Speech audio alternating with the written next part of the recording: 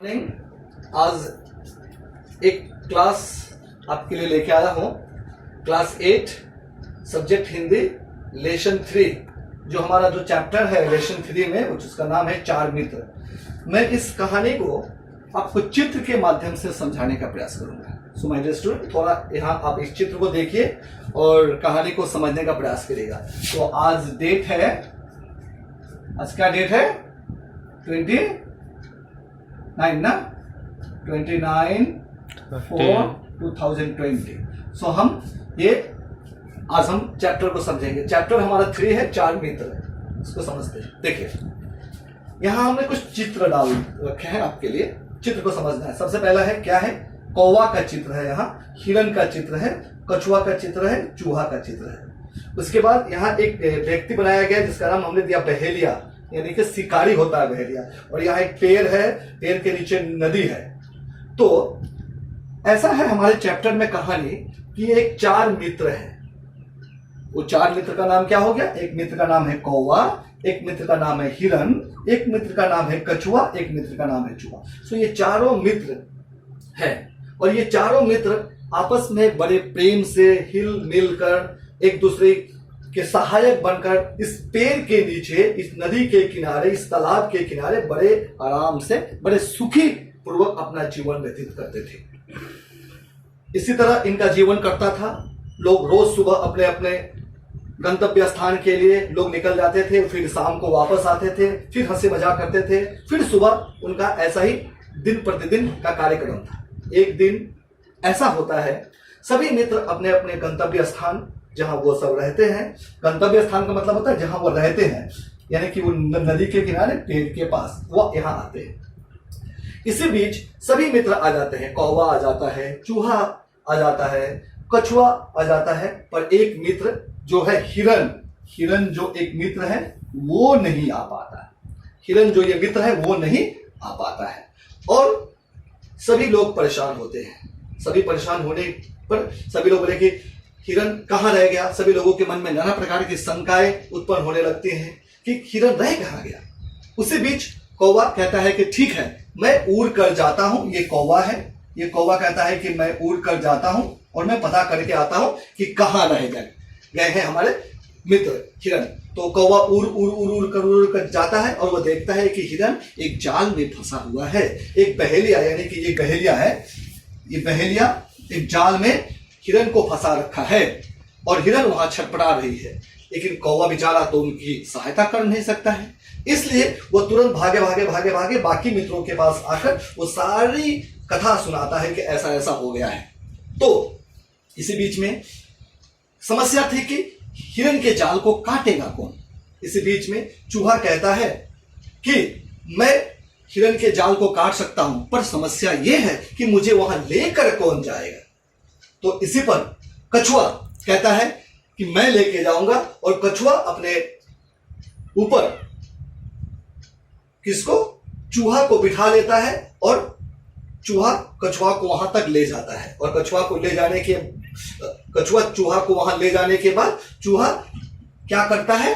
हिरन के जाल को, ये जो जाल के अंदर जो हिरन फंसा हुआ है, इस जाल को काट कर निकाल देता है और वहां से हिरन फ्री हो जाता है, मुक्त हो जाता है, वहां से स्वतंत्र हो जाता है।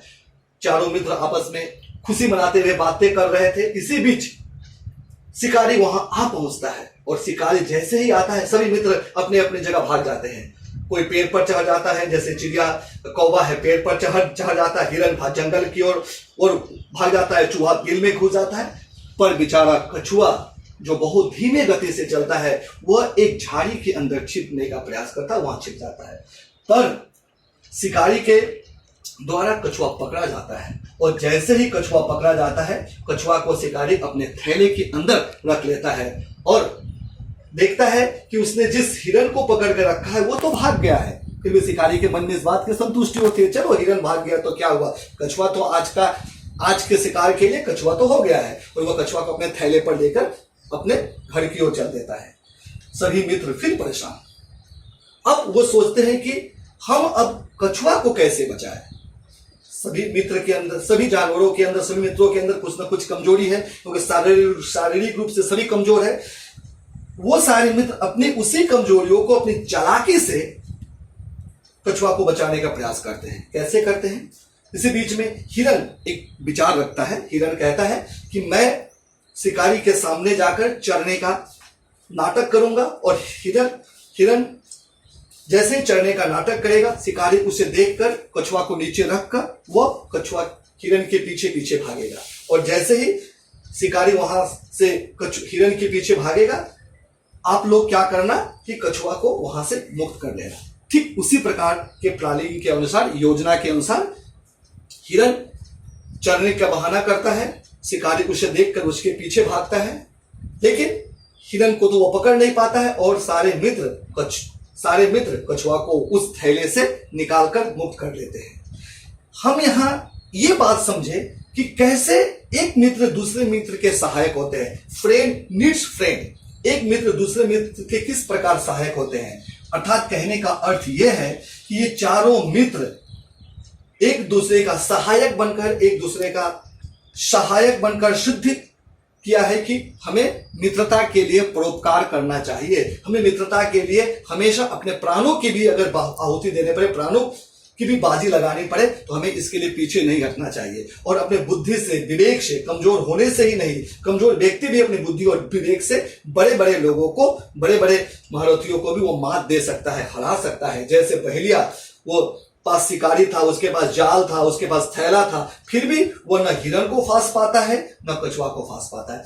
सिर्फ चारों मित्रों की सूझबूझ के चलते और चारों मित्रों के आपसी सहयोग और सद्भावना के चलते। तो इस चार मित्र के कहानी से हमें यह संदेश मिलता है, विष्णु शर्मा जी ने पंचतंत्र से यह कहानी को लाकर हमें इस जानवरों के माध्यम से आपसी प्रेम कैसे रखा जाए, इसका संदेश देना चाहते हैं। तो मैं समझता हूं प्यारे बच्चों, आपको इस कहानी के माध्यम से चार मित्र कहानी को समझ में आया होगा। मैं चित्र भी डाल के रखा हूं।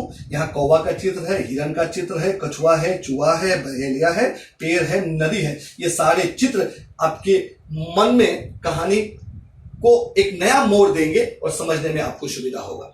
सो धन्यवाद इस कहानी को समझने के लिए।